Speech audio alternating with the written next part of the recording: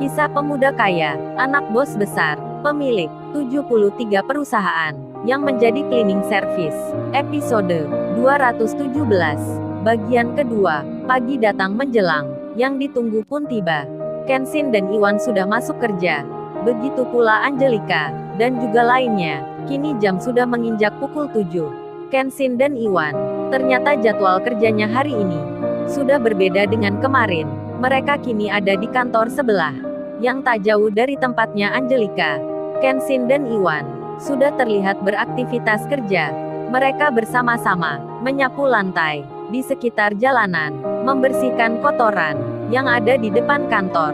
Di saat itu, Angelika terlihat oleh Iwan yang lagi mondar-mandir berdiri di depan pintu, hingga Iwan itu bicara ke Kenshin. Iwan pun berbisik-bisik. Ia berucap, bro, coba lihat itu. Tumben banget ya dia. Hari ini kok masuk pagi sekali. Susanti dan pegawai di situ. Kok aku perhatikannya, semenjak jam 6 tadi, mereka sudah di tempat kerjanya. Kenshin pun lalu melihatnya. Kemudian ia menjawab, iya Wan, tumben juga ya. Kenapa mereka itu pagi-pagi sekali sudah datang kerja? Ada yang aneh kayaknya Wan. Apa ada hal pentingnya? Iwan pun lalu menyahut, waduh bro, jangan-jangan entar temanmu Ririn datang ke sini lagi bro. Kenshin lalu bilang, beneran Wan, masa sih itu? Tapi aku dari tadi ngerasa lain nih Wan. Kayaknya ada sesuatu hari ini. Apa mungkin nih Ririn kesini? Kalau benar bisa gawat nih Wan. Kita harus sembunyi, biar kita nggak ketahuan. Kenshin malah sedikit panik, khawatir jika yang dikatakan Iwan akan benar terjadi. Di saat Iwan dan Kenshin bicara, Angelika pun melihat ke arah mereka. Melihat cleaning service yang sedang membersihkan jalanan, Angelika itu pun masih melihat Kenshin dengan pandangan yang sinis. Lalu kemudian, ia masuk ke kantornya. Terlihat semua pegawai di situ nampak sibuk memeriksa, mengetik pekerjaan yang ada di komputernya. Lalu Angelika, yang telah mendapat pengarahan di waktu kemarin malam dari atasannya sendiri yang memegang perusahaan ini, ia pun sudah merasa percaya diri akan mampu menjawab semua pertanyaan yang menyangkut laporan tentang kinerja perusahaan. Di sela duduknya di tempat mejanya, ia tiba-tiba dikagetkan. Pintu depan terbuka dengan pelan. Angelika itu lalu melihat seseorang yang akan masuk ke dalam. Terdengar bicara meminta izin. Rupanya itu Kenshin yang berucap, maaf ya Mbak, sapu saya ketinggalan di sini semenjak kemarin. Maaf ya, saya ambil sapunya ini ya.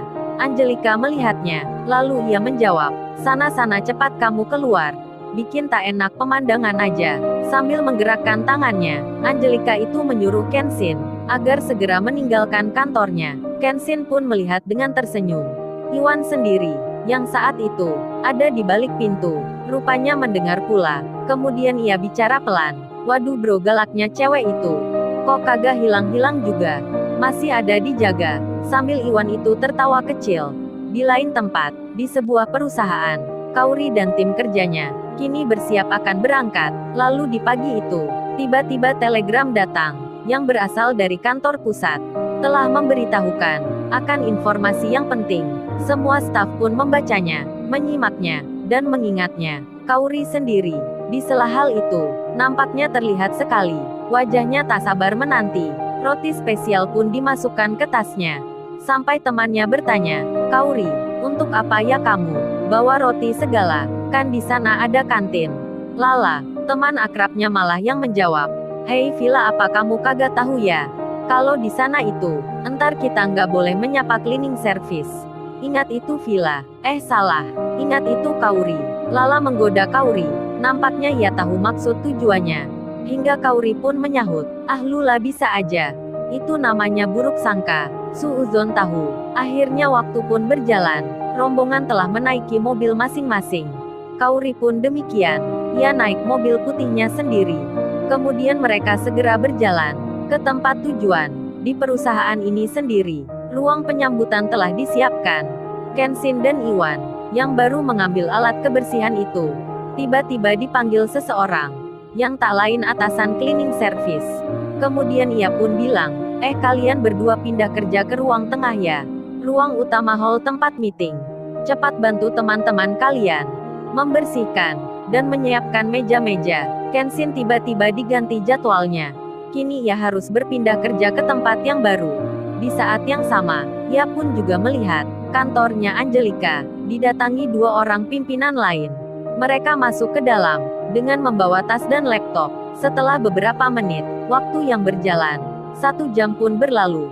Kini rombongan Kaori telah memasuki gerbang pintu perusahaan. Masuklah mobil itu satu persatu. Security-nya terlihat menyambut dengan kehangatan sambil menunjukkan tempat parkirnya. Semua staf karyawan pun yang kerja di situ tak lupa memperhatikan. Mereka melihat dari kantor banyak mobil yang datang ke sini. Kemudian keluarlah masing-masing orang dengan membawa tas di tangannya. Termasuk pula Kaori yang begitu turun dari mobil langsung menjadi pusat perhatian oleh karyawan lelaki yang kerja di sini. Saat itu, terlihat 18 orang telah tiba. Kini mereka berada di depan, di halaman perusahaan. Staf kantor di sini pun semua menyambutnya, termasuk pula Angelika, yang kini sedang berjalan mengarah ke halaman luar. Angelika itu memakai seragam kerjanya, yang terlihat sekali itu dari golongan pimpinan. Saat langkahnya sudah mendekat, Angelika itu melihat banyak orang yang berada di halaman. Ia pun lalu melanjutkan jalannya, sambil pandangannya mengarah ke depan. Namun tiba-tiba, langkahnya berhenti. Dirinya terkejut sekali. Hatinya terkaget begitu cepat, karena dilihatnya ada seseorang yang sangat dikenalnya. Angelika pun sampai berkata, "Itu Kaori, ngapain dia itu? Ngapain kesini juga? Kok bisa ada di situ? Ikut rombongan pula, siapa dia emangnya?" Angelika yang berhenti, bertanya-tanya sendiri. Ia merasa tak suka sekali akan kehadiran Kaori, yang dulu di masa kuliah punya masalah dengannya. Angelika lalu melihat lagi akan penampilan Kaori. Ia pun lalu bicara, "Kaori itu, dari dulu, kok masih kagak berubah aja?